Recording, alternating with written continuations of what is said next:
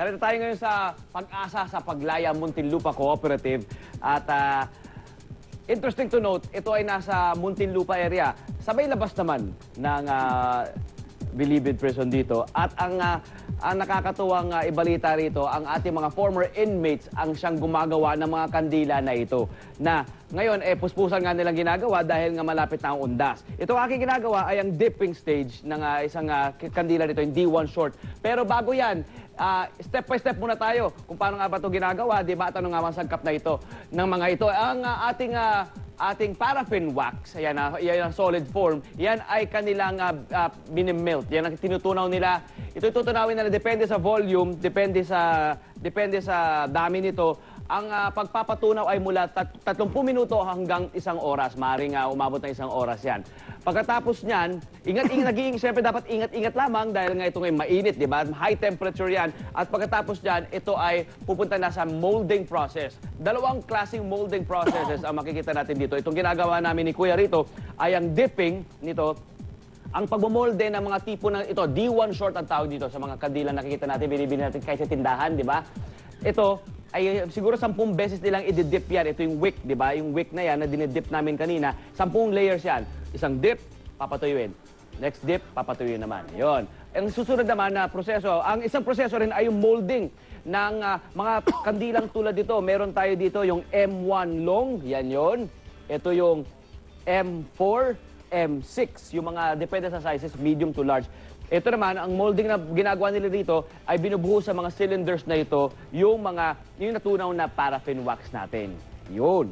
Okay? Tapos, hindi kita masyado gugulin, mami, kasi baka mapasok ka. Okay, ito namang, pagkatapos niyan, ito ay papatigasin na yan, di ba? So, after a few hours, kapag ito tumigas na, releasing naman. Si mami ang in charge sa releasing. Ang ginagamit natin dito pang release ay yung, pakita natin, sir. Ayan, si mami at daddy ang in charge. Ayun!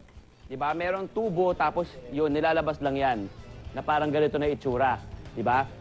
Nakapasok na yung wick, tapos ito na yung kandila. At syempre, kailangan natin itong i-trim. Trimming naman. Mami, ingat-ingat ka, Marami pa tayong trabaho, marami pa tayong bibenta eh. Okay. Alright. Pagkatapos naman yan, syempre, iba't ibang disenyo na. Designing ang ginagawa nila ate rito. Lalagyan natin ng kulay, iba't ibang kulay yan, iba't ibang mga disenyo, iba't ibang paandar, di ba? At meron ding mga iba-ibang klase ng mga kulay, di ba? At design, merong orange, merong Madonna and Child, meron naman yung para ito parang may gradation yan, di ba? Yan, mula dito sa deep na color hanggang sa kulay puti, iba't ibang klase. Yan yung mga nakikita natin na binibenta at na binibili natin, lalo na ngayong undas. Ito naman si Arn. Ano ba nakikita natin dito? Pet, siyempre, kailangan natin malaman kung magkano ba talaga ang presyo nito. Depende, Depende sa disenyo at laki ng kandila. Oo, tama, Karian. Ikaw ba, kasama ka dun sa dating inmate? 10 inmates ang dating inmates na narito eh. Psst, kumingay. Pumuga lang ako. Okay. So, ang iba't ibang klase ng mga ingredients kasi na ginagamit ito, iba't iba pala, nalaman natin kanina, yung natin yung mga dating inmates natin dyan. Meron tayong ginagamit na yung kanilang stirn. Yung stirn yung parang kapag nilagay sa molde, hindi siya didikit, di ba?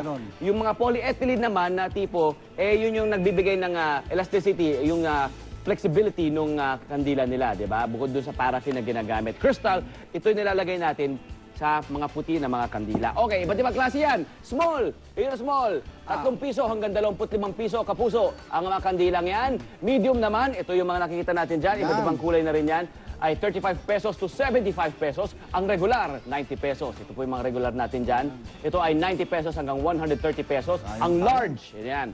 Ito ay mula 300 hanggang 1,500 pesos. At yung mga large na, yung mga Pascal candles na rin na nakikita natin dyan, ginagamit sa simbahan, o kaya, di ba, yung mga pagdasal. Di ba, yung mga malalaking mga kandila, ginagamit ng mga Chinese, meron din yan. Decorative naman, ito yun, iba't ibang klase ng paandar. Pang-display yan. Meron nga, parang ito nga, lechon yun. 53 pesos hanggang 53 pesos po hanggang ito 150. Ay 150 pesos. Alright, iba't ibang klase pang kandila mapakita natin at baka nga mamaya makadaupang palad natin ang ating mga kaibigan na dating inmates dito. Pakilala natin sila. Okay? Magbabalik po kami